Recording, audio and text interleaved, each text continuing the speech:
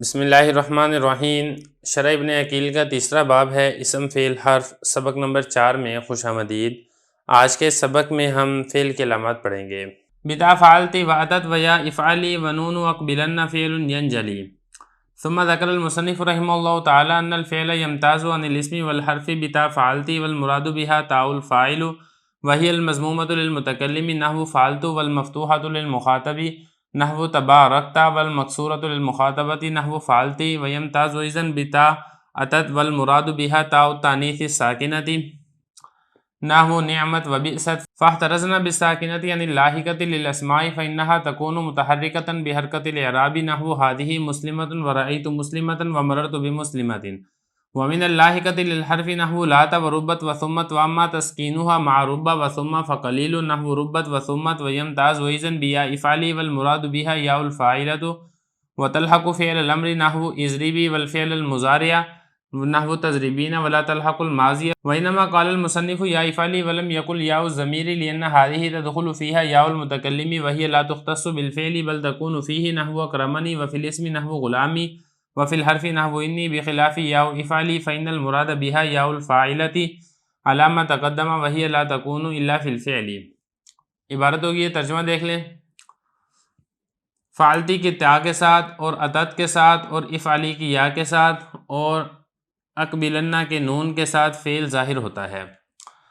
مصنف رحمۃ اللہ علیہ نے پھر ذکر کیا ہے کہ فعل اسم اور حرف سے جدا ہوتا ہے تا فعلتی کے ساتھ، اور مراد جسے فاعل کی تا ہے اور یہ مضموم ہوتی ہے متکلم میں جیسا کہ فعلتو، اور مفتوحہ ہوتی ہے مخاطب کے لیے جیسے تبارکتا، اور مکسورہ ہوتی ہے مخاطبہ کے لیے جیسے فعلتی، اور جدا ہوتی ہے اسی طریقے سے اتت کی تا کے ساتھ، اور مراد اسے تا تانیث ساکنہ ہے جیسا کہ نعمت اور بئست، اور ہم نے احتراز کیا ہے ساکنہ سے اس تا کے ساتھ جو لاحق ہوتی ہے اسماء کو، سوائے اس کے نہیں وہ تو متحرک ہوتی ہے اعراب کی حرکت کے ساتھ جیسا کہ ہادی مسلمۃ رأیت مسلمۃ مررت بمسلمۃ، اور ہم نے اعتراض کیا ہے اس تا کے ساتھ جو حرف کو لاحق ہوتی ہے جیسے لاتا ربت ثمت، اور بہرحال اس کو ساکن کرنا ربا اور ثمہ کے ساتھ تو یہ قلیل ہے جیسا کہ ربت اور ثمت،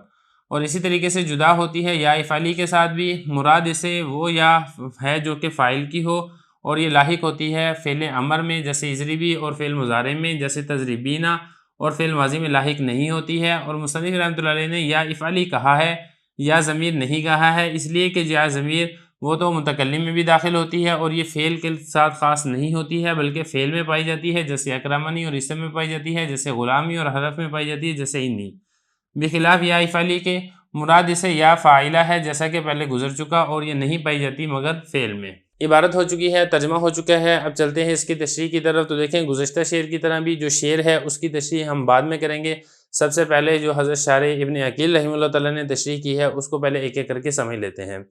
حضرت شارح ابن عقیل رحمہ اللہ تعالیٰ فرما رہے ہیں کہ مصنف رحمۃ اللہ نے جو یہ والا شعر لے کر آئے ہیں، اس شعر کے اندر یہ فعل کے علامات ذکر کر رہے ہیں، یعنی فعل کی کون سی ایسی علامات ہیں جن سے فعل اسم اور حرف سے جدا ہو جاتا ہے۔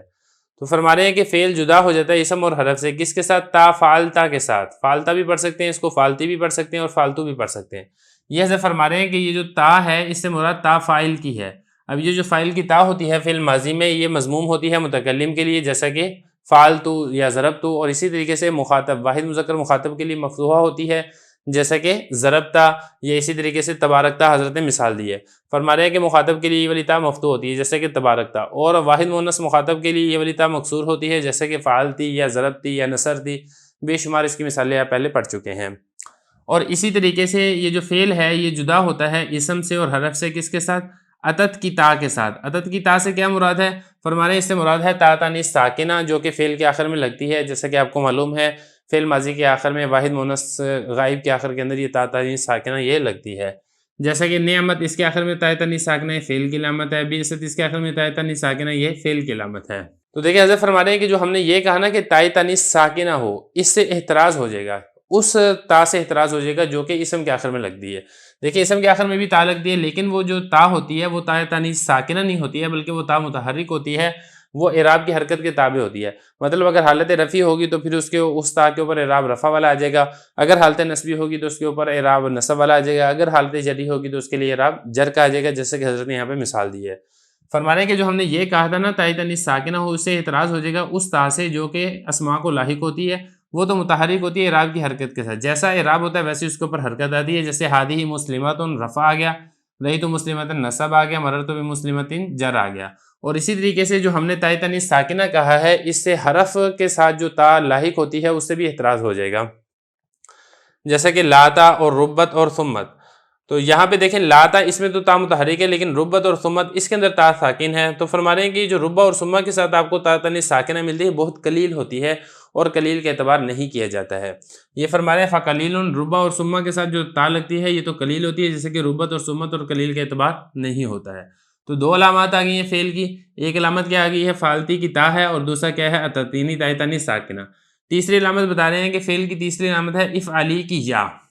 اب افعلی کی یا سے کون سی یا مراد ہے؟ فرما رہے ہیں کہ اسے یا فاعلہ مراد ہے، یعنی جو مونس کے فاعل بن رہی ہو تو اس کے لیے جو یا آتی ہے اس سے وہ مراد ہے۔ اب یہ کون سی مونس فاعل یا کی علامت ہوتی ہے؟ تو فرما رہے ہیں کہ دو صیغوں میں، ایک امر کے صیغے میں، اور اسی طریقے سے امر کی مناسبت سے آپ نہیں بھی اس کے اندر شمار کر سکتے ہیں، اور اسی طریقے سے فعل مضارع، اس کے اندر جو یا آتی ہے یہ یا فاعل کی علامت ہوتی ہے۔ یہ فرما رہے ہیں کہ یہ جو یا افعلی ہے اس کے ذریعے سے بھی فعل جدا ہو جاتا ہے اسم اور حرف سے، مراد اس سے فاعلہ کی یا ہے، اور یہ فعل امر کے آخر میں لگتی ہے، جیسا کہ اضربی۔ اب یہ دیکھیں یا فاعلہ کی ہے، اس سے پتہ چل جائے گا کہ یہ لفظ یہ فعل ہے، اور اسی طریقے سے فعل مضارع کے آخر میں لگتی ہے، جیسا کہ تضریبینا۔ اب یہاں پہ بھی دیکھیں یہ جو یا ہے یہ یا فاعلہ کی ہے، جو آخر میں نون ہے یہ فاعلہ کا نون نہیں ہے بلکہ یہ نون اعرابی ہے، اسی وجہ سے یہ بعض مواقع میں گر بھی جاتا ہے،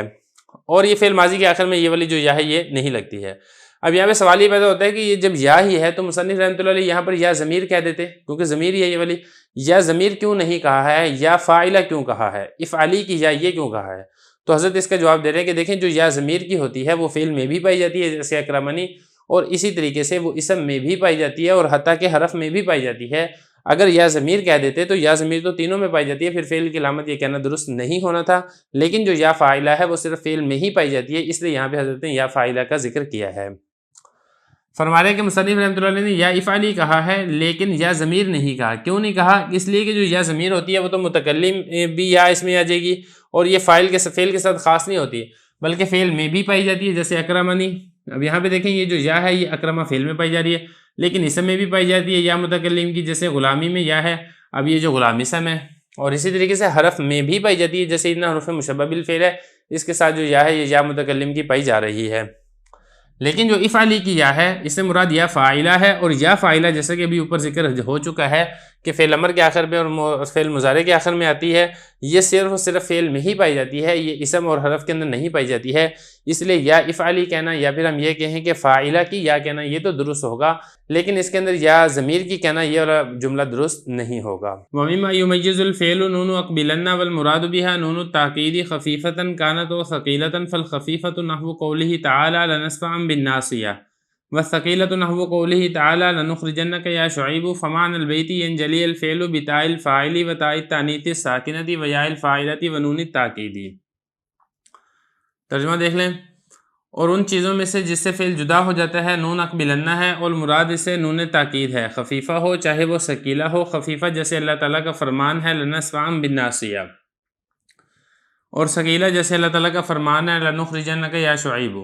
تو شعر کا معنی یہ ہوگا فعل روشن ہو جاتا ہے فاعل کی تا کے ساتھ، اور تائے تانیث ساکنہ کے ساتھ، اور فاعلہ کی یا کے ساتھ، اور نون تاکید کے ساتھ۔ عبارت ہو گئی ہے، ترجمہ ہو گیا ہے، اب چلتے ہیں اس کی تشریح کی طرح۔ دیکھیں جو یہاں تک مصرع تھا وہ میں نے آپ سے پہلے سارا تفصیل سے ذکر کر دیا تھا، اب یہاں سے جو دوسرا مصرع ہے، دوسرے مصرعے کے اندر جو فعل ہے اس کی ایک علامت ذکر کی جا رہی ہے۔ حضرت نے ذکر یہ علامت کی ہے کہ جو اقبلنہ ہے اس کے نون سے بھی جو فعل ہے وہ واضح اور روشن ہو جاتا ہے، تو فرما رہے ہیں کہ اقبلنہ کا نون اس سے کیا مراد ہے؟ تو بتا رہے ہیں کہ جو نون اقبلنہ ہے مراد اسے نون تاکید ثقیلہ اور نون تاکید خفیفہ ہے۔ دیکھیں فعل کے اندر تاکید کا معنی پیدا کرنے کے لیے نون لگایا جاتا ہے، یہ نون دو قسم کے اوپر ہوتا ہے، ایک نون ساکن ہوتا ہے جس کو نون تاکید خفیفہ کہا جاتا ہے، دوسرا نون مشدد ہوتا ہے جس کو نون تاکید ثقیلہ کہا جاتا ہے۔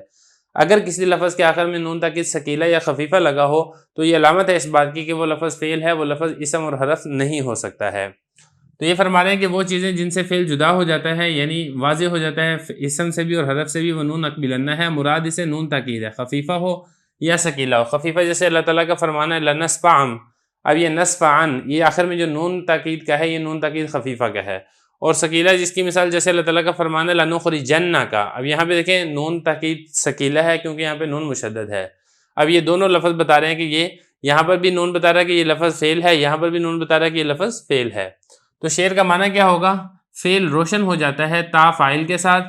اور تا تانیث ساکنہ کے ساتھ اور فاعلہ کی یا کے ساتھ اور نون تاکید کے ساتھ. اب یہ دیکھیں شعر کی تشریح بھی خود ہی آ گئی ہے کہ دیکھیں جو فعالتی ہے یا فعالتا ہے یا فعالتو ہے اس کی تا کے ساتھ اور اتت اس کی تا کے ساتھ، مراد اسے تا تانیث ساکنہ، اور افعلی اس کی یا کے ساتھ، مراد یا فاعلہ. اور اسی طریقے سے اقبلنہ کے نون کے ساتھ فعل ینجلی، فعل روشن ہو جاتا ہے، ظاہر ہو جاتا ہے، واضح ہو جاتا ہے.